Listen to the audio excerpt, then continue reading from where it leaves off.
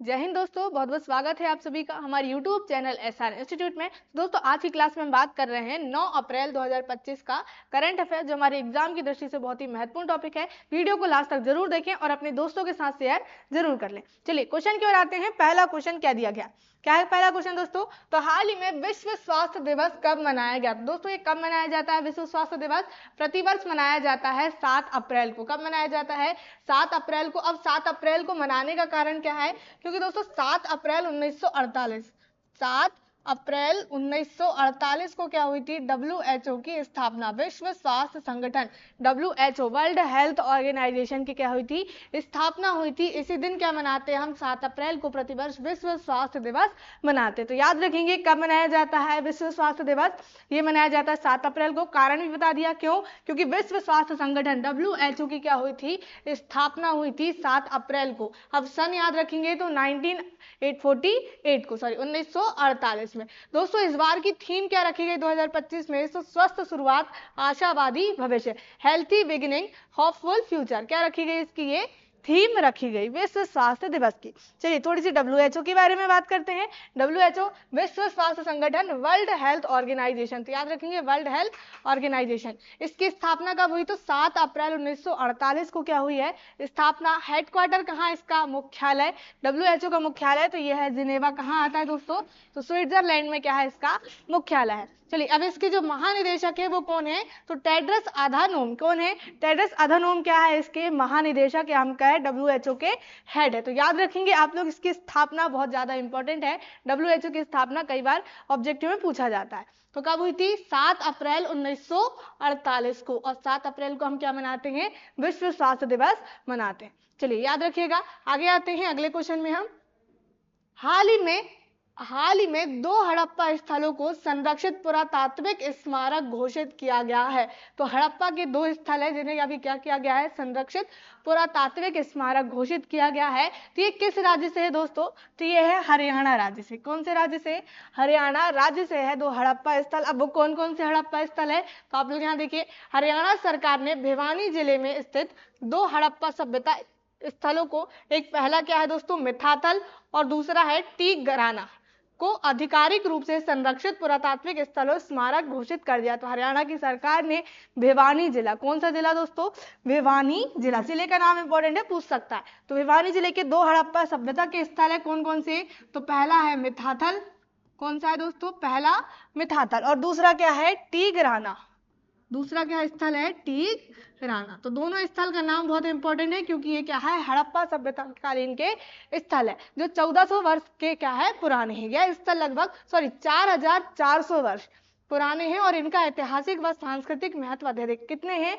4400 वर्ष पुराने ये स्थल है। कौन कौन से? मीठाथल और टिगराना। कहाँ है दोस्तों? तो हरियाणा राज्य के भिवानी जिला में। अभी इन्हें क्या कर दिया गया है? संरक्षित पुरातात्विक स्मारक घोषित कर दिया गया है। क्वेश्चन बहुत ज्यादा इंपॉर्टेंट है, बिल्कुल आप लोग नोट डाउन करते चले।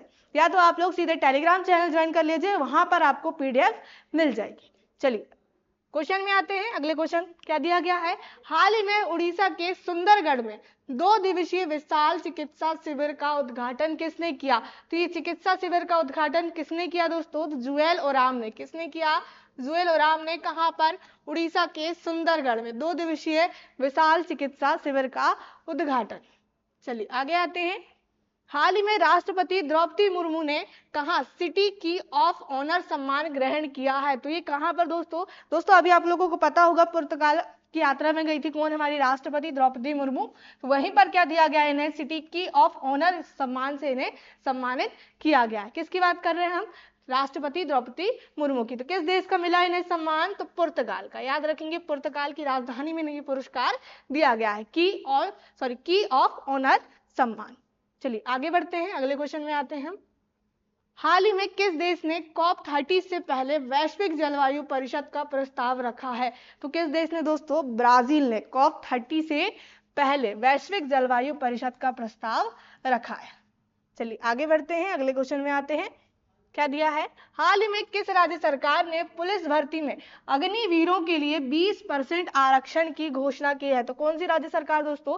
हरियाणा की राज्य सरकार ने। अब हरियाणा के सीएम कौन है? तो नायब सिंह सैनी क्या है? हरियाणा के मुख्यमंत्री। उन्होंने अभी घोषणा की है कि अग्निवीर, जो भी अग्निवीर में सिलेक्ट होगा, जो 4 वर्ष की यहाँ पे नौकरी करके आएगा, उसके बाद उन्हें क्या दी जाएगी? जो हरियाणा की पुलिस भर्ती में 20% का उन्हें आरक्षण दिया जाएगा। कहां पे कहा गया? ये हरियाणा की सरकार के द्वारा ये अभी घोषित किया गया है। चलिए कितने परसेंट? तो 20% आरक्षण अग्निवीरों को दिया जाएगा। हाल ही में भारत और किस देश के भविष्य के लिए ऐतिहासिक रक्षा समझौते पर हस्ताक्षर किए हैं? तो भारत और किस देश ने दोस्तों?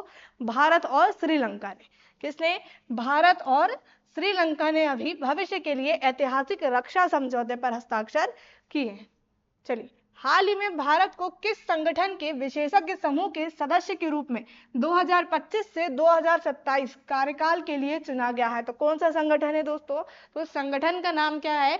ISAR। अब इसका फुल फॉर्म क्या है ISAR का? तो international standards of accounting and reporting. क्या है इसका ये फुल फॉर्म? ये क्या सा संगठन है जो भारत का ये संगठन जो विशेषज्ञ समूह के सदस्य के रूप में 2025 से लेके 2027 तक इसके कार्यकाल के लिए चुना गया है। ISAR, international standards for accounting and reporting. चलिए, हाल ही में किसे जम्मू कश्मीर और लद्दाख उच्च न्यायालय का मुख्य न्यायाधीश नियुक्त किया गया है? तो जम्मू कश्मीर और लद्दाख उच्च न्यायालय का मुख्य न्यायाधीश किसे बनाया गया है? ये बनाया गया है अरुण पल्ली को। किसे दोस्तों? अरुण पल्ली को बनाया गया है जम्मू कश्मीर और लद्दाख का क्या मुख्य न्यायाधीश। चलिए, उच्च न्यायालय का मुख्य न्यायाधीश। हाल ही में केंद्र सरकार द्वारा जीवंत गांव कार्यक्रम सेकंड को शुरू किया गया है। इसमें केंद्र सरकार की हिस्सेदारी कितनी है? तो केंद्र सरकार की इसमें 100% हिस्सेदारी है। पूरा सहयोग किसका? केंद्र सरकार का। किसमें दोस्तों? तो जीवंत गांव कार्यक्रम सेकंड। चलिए आगे बढ़ते हैं। हाल ही में ISSF विश्व कप 2025 में रुद्राक्ष पाटिल ने कौन सा पदक जीता है? तो इसमें कौन सा पदक जीता है रुद्राक्ष पाटिल ने? तो स्वर्ण पदक जीता है। किसमें दोस्तों? ISSF विश्व कप 2025। ये कहाँ हो रहा है दोस्तों? तो ये हो रहा है अर्जेंटीना में। कहाँ पर हो रहा है इसका आयोजन? अर्जेंटीना में इसका आयोजन हो रहा है। इसका जो एडिशन है वो कौन सा एडिशन है? 40वां एडिशन है। कौन सा है? 40वां एडिशन ISSF वर्ल्ड कप 2025 में। इसकी स्थापना कब हुई थी दोस्तों ISSF की? तो 1907 में। इसका हेडक्वार्टर कहाँ है? तो जर्मनी में। हेड कौन है? तो लुसियानो रोसी। क्या है इसके हेड? हम का है महानिदेशक। किसके? ISSF के, जिसकी स्थापना 1907 में हुई थी। तो रुद्राक्ष पाटिल ने कौन सा मेडल जीता? यहाँ पर गोल्ड मेडल हासिल किया है। चलिए, हाल ही में T20 में 13,000 रन बनाने वाले पहले भारतीय कौन बन गए हैं? तो पहले भारतीय कौन बने दोस्तों? विराट कोहली। T20 में 13,000 रन बनाने वाले कौन खिलाड़ी बन गए हैं पहले भारतीय? तो विराट कोहली। चलिए आगे आते हैं, अगले क्वेश्चन में हम। हाल ही में विश्व बैंक के सहयोग से पेंशन पर पहला अंतर्राष्ट्रीय शोध सम्मेलन कहाँ हुआ है? तो विश्व बैंक के सहयोग से हुआ ये सम्मेलन, पहला अंतर्राष्ट्रीय शोध सम्मेलन। कहाँ पर? तो ये हुआ है नई दिल्ली में। कहाँ हुआ दोस्तों? नई दिल्ली पर हुआ। किसके सहयोग से? तो वर्ल्ड बैंक के सहयोग से हुआ है। कौन सा कार्यक्रम? पहला अंतर्राष्ट्रीय शोध सम्मेलन। चलिए, पेंशन पर हुआ है। कहाँ पर? तो नई दिल्ली में। आगे बढ़ते हैं। हाल ही में किस जहाज पर पहला त्रिसेवा महिला वैश्विक परिक्रमा अभियान समुद्र प्रदक्षिणा मुंबई से रवाना किया गया? इस अभियान का नाम क्या दिया गया है? तो समुद्र प्रदक्षिणा यहाँ पर नाम दिया गया है, जो मुंबई से रवाना हुआ है।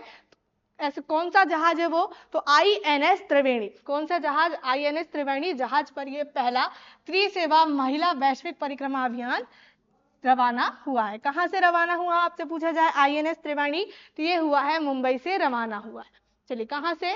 मुंबई से। पहला त्रिसेवा महिला वैश्विक परिक्रमा अभियान है ये। कौन सा? समुद्र प्रदक्षिणा। चलिए, हाल ही में कला और संस्कृति में उत्कृष्टता के लिए प्रतिष्ठित 2025 फ्रेड डोरिंगटन पुरस्कार से सम्मानित किया गया है। तो ये फ्रेड डोरिंगटन पुरस्कार 2025 में किसे दिया गया है? सुदर्शन पटनायक को। किसे दिया गया दोस्तों? सुदर्शन पटनायक को दिया गया। याद रखेंगे, 2025 में फ्रेड डोरिंगटन ये पुरस्कार कला और संस्कृति में उत्कृष्टता के लिए ये किसे दिया गया है?